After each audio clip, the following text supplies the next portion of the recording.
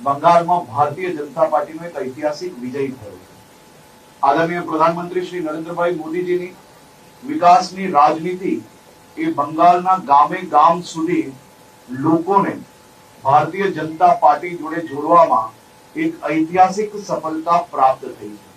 હું એવું માનું છું કે બંગાળ નહીં પરંતુ દેશની રાજનીતિની આજની આ જીત એ દેશની રાજનીતિની સૌથી મોટી અને ઐતિહાસિક જીત છે।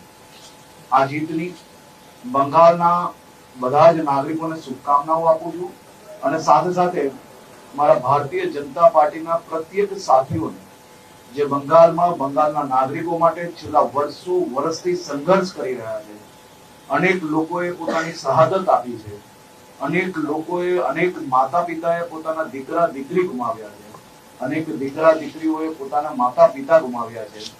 આ બધા જ કાર્યકર્તાઓનો, આ બધા જ પરિવારને હું આજે બે હાથ જોડીને વંદન કરું છું અને બંગાળના બધા જ નાગરિકોને ફરી એકવાર ખૂબ ખૂબ શુભકામનાઓ પાઠવું છું।